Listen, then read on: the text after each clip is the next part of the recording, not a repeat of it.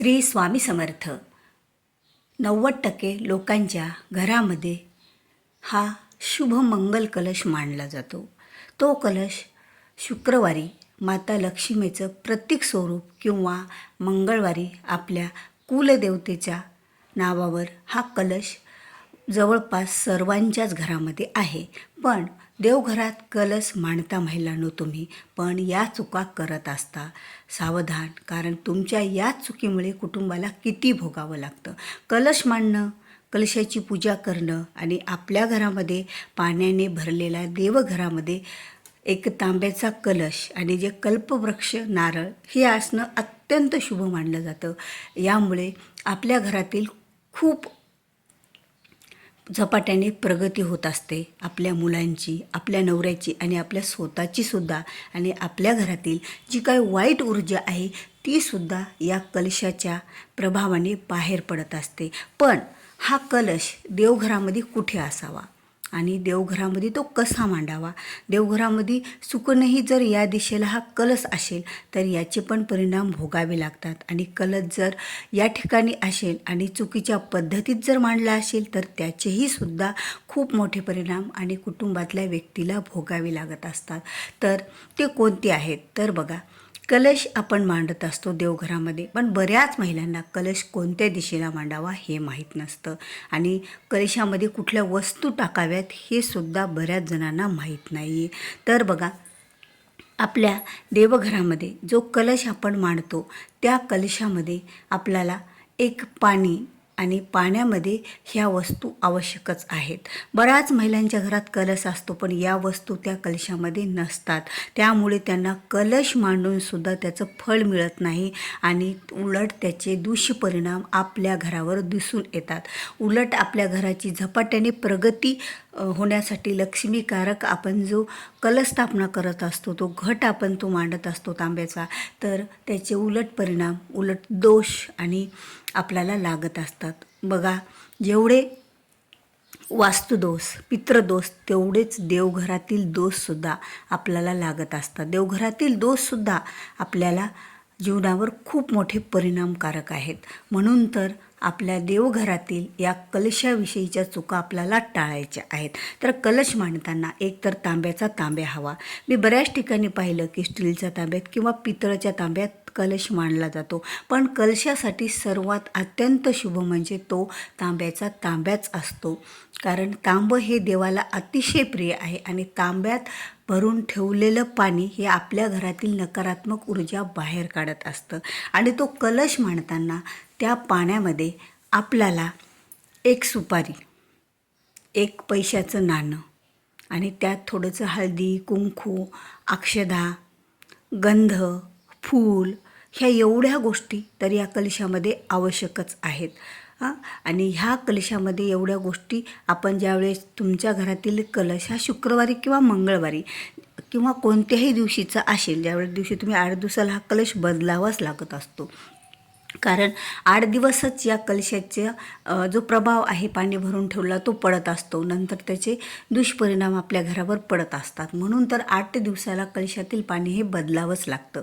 8 दिवसाच्या नंतर जर ते पाणी ठेवलं तर ते पाणी एक खराब तर होतं आणि खराब पाणी जर आपल्या देवघरात राहिलं तर त्याचे खूप वाईट परिणामसुद्धा आपल्या कुटुंबावर आणि आपल्या वास्तू दोषावर पडत असतात. आणि यापासून सुद्धा एक नवीन वास्तुदोष आपल्या घरामध्ये निर्माण होत असतो. म्हणून महिलांनो, या कलशातील पाणी तुम्ही ज्या दिवशी कलश मांडायला सुरुवात केली त्याच दिवशी परत त्याच वारी, दुसऱ्या वारी आपल्याला तो कलशातलं पाणी बदलायचं असतं. तो कलश चुकूनही बदलायचा नसतो, ते पाणीच फक्त बदलायचं असतं. आणि जे खालचे तांदूळ आहेत ते 8 दिवसाला बदलायची गरज नाही. जे धान्यावर आपण कलश ठेवतो तो धान्य आपल्याला एक निदान 5 वार तरी, म्हणजे 5 वेळा आपण त्याची पूजा करून 5 वेळा कलश बदलल्याच्या नंतरच ते धान्य आपल्याला बदलायचं असतं. आता जे धान्य आहे त्या खालचं ते धान्य आपण आपल्या धान्यामध्ये मिक्स करायचं असतं बघा. ते चुकूनही ते धान्य कुणाला ब्राह्मणाला सुद्धा दान द्यायचं नसतं. चुकूनही ते प्राण्यांना पक्ष्यांना ठेवायचं नसतं. ते धान्य स्वच्छ करून वाळवून आपल्या घरातील जो धान्याचा साठा आहे त्या धान्यात टाकायचे असतात. जसे की आपण तांदूळ ठेवलेले आहेत तर तांदळात टाका, गहू ठेवलेले असते गव्हात टाका. यामुळे आपल्या घरात बरकता येते. पण तुम्ही हे धान्य जर दुसऱ्यांना देत बसल्या तर आपल्या घरात तुम्ही दररोज तुमच्या घरात कलश असून सुद्धा त्याचा फायदा तुम्हाला होत नाही. ज्याला तुम्ही धान्य देता त्याला त्याचा फायदा होत असतो. म्हणून महिलांनो, ही एक चूक आपल्याला येथे टाळायची आहे आणि इथे आपल्याला सावधान व्हायचं आहे. कारण बघा, आणि जो कलशावर नारळ मांडला जातो तो नारळ कधीही एखाद्या सुताने गुंडाळून त्यावर स्वास्तिक काढून हळदी कुंकाची किंवा त्याला हळदी कुंकू लावून ती जी शेंडी असते सोलायची ती वर करायची असते.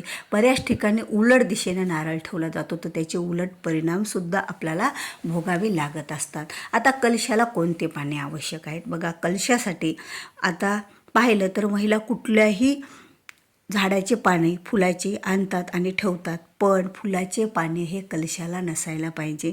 कलशासाठी सगळ्यात जर उपयुक्त आणि आपल्या सर्वांच्या चांगल्यासाठी तर ते आहेत आंब्याची पाने. कारण आंब्याच्या पानामध्ये सर्व देवी देवतांचा निवास असतो. आंब्याच्या झाडामध्ये एक दिवस सर्व देव लपलेले बसलेले होते. म्हणून आपण कलशामध्ये सर्व देवाच्या स्वरूपात आपल्या घरात कलश मांडला जातो. तो वरुण देवता, तर त्याला आपल्याला आंब्याचीच पाने आवश्यक आहेत. जर आंब्याची पाने नाही मिळाले तर विड्याची पाने, जे नागवेलीची पाने, ती पानेसुद्धा आपण वापरू शकतो. ते पण शुभ पानं आहेत आणि आपल्या घराच्या कल्याणासाठी हे उपयुक्त आहेत. यामुळे आपल्या घरातील जो काही वाईट ऊर्जा असते ती बाहेर पडण्यासाठी मदत होत असते. आता कलश आपण कसा मांडायचा पाहिला, पण कलशाची दिशासुद्धा बऱ्याच महिला चुकीच्या ठिकाणी ठेवतात बघा. कारण कलश हा एक तर देवघराच्या दक्षिण दिशेला नसायला पाहिजे. कारण दक्षिण दिशा ही पितरांची दिशा आहे आणि त्या ठिकाणी जर तुम्ही कलश ठेवत असाल तर त्याचं 1% फळ तुम्हाला मिळत नसतं. आणि त्यानंतर देवच घराचे, म्हणजे तुमचं देवघर आहे छोटंसं आणि त्या देवघराच्या तुम्ही आग्नेय दिशेला, देवघराच्या आता देवघरा जरी असेल छोटं तरी त्याच्या दिशा असतात ना चारी पण, आटी पण त्या देवघराच्या आग्नेय दिशामध्ये, आग्नेय दिशा म्हणजे पूर्व आणि दक्षिणच्या मधली जी दिशा कोपरा येतो तो आग्नेय कोपरा, आणि त्या कोपऱ्यात जर तुम्ही देवघराच्या कलश मांडत असाल तर घरामध्ये कलह, भांडणे, वादविवाद आणि कधीही एकमेकाशी कोणासोबतच जुळत नसतं. कारण आग्नेय दिशा ही अग्नीची आहे. आग्नेय दिशेला पाणी ठेवणं एवढं हानिकारक असतं, एवढा मोठा वास्तुदोष तिथे तयार होतो. यामुळे घरातील व्यक्ती एकमेकाशी एकोप्याने वागत नाहीत. सगळ्यांचे विचार भेद हे बदलले जातात. एकमेकाशी विचार हे पटत नसतात. आणि ज्या वेळेला आपल्या घरात भांडणे वादविवाद होतात त्यावेळेला लक्ष्मी माता आपल्या घरात कशाला राहत्या? कारण लक्ष्मी मातेची पूजा करण्यापेक्षा घरातील शांतता अतिशय प्रिय आहे. म्हणून तुम्हाला चुकूनही कलश हा आग्नेय दिशेला आणि दक्षिण दिशेला मांडायचा नाही आहे. तर तुमच्या देवघरासमोर देवांच्या उजव्या बाजूला ईशान्य कोपऱ्यात कलश आपल्याला मांडायचा असतो. एकतर देवाच्या समोर मांडा, देवाच्या उजव्या साईडला. आपली जरी डावी साईड असेल बाजू तरी देवाची उजवी साईड असायला पाहिजे. आणि देवघर हे नक्कीच आपलं पूर्वे दिशेला किंवा ईशान्य कोपऱ्यातच असायला पाहिजे. कारण देवाची सुद्धा दिशा ही ईशान्य दिशा आहे, ती सर्वात पवित्र दिशा मानली जाते. जर ईशान्य कोपरा तुमचा रिकामा नसेल तर तुम्ही पूर्व दिशेला देव ठेवू शकता आणि आपलं पूजा करताना तोंड हे पूर्व दिशेला असतं, सूर्य उगवण्याच्या दिशेला.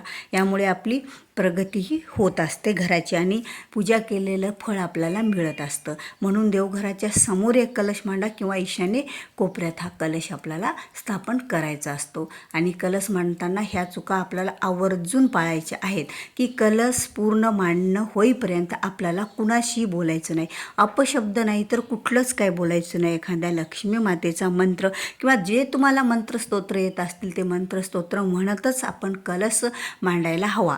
पूर्ण त्या कलशाची पूजा होईपर्यंत आपल्याला कुणाशी घरात बोलायचं नाही आणि त्यावेळेला घरातील वातावरण सुद्धा शुद्ध आणि पवित्र असायला हवं. म्हणजे घरात कुठले भांडणं, किटकिट, टी व्हीचा आवाज, मोबाईलचा आवाज हा सुद्धा बंद असायला हवा. ही एक काळजी घ्यायची आहे. कारण जे 8 दिवसासाठी आपण त्या कलशामध्ये पाणी भरून ठेवलेलं असतं, तो तीर्थ तयार होत असतं आणि जर आपले हे वाईट घरातील ऊर्जा, ते बोललेले शब्द त्यात 8 दिवस तसेच राहतात आणि 8 दिवस ती नकारात्मक ऊर्जा आपल्या घरामध्ये पसरून राहते, फिट्ट बांधून राहते त्या कलशाच्या माध्यमातून. म्हणून महिलांनो, ही एक काळजी आपल्याला घ्यायची आहे कलश मांडताना. तर महिलांनो, चुकूनही आपल्याला ह्या चुका करायच्या नाही आहेत. कारण यामुळे कुटुंबाला किती भोगावं लागतं बरं. कारण कलश जर या दिशेला असेल, कलशात जर अशा वस्तू असतील तर घरातली नकारात्मक ऊर्जा जाणारच नाही. कारण आपण आपल्या घराच्या कुटुंबाच्या कल्याणासाठी, चांगल्यासाठी, घरात यशप्राप्तीसाठी, मुलांचं भविष्य चांगलं व्हावं यासाठी आपल्या घरामध्ये कलश स्थापना करत असतो 8 दिवसाची.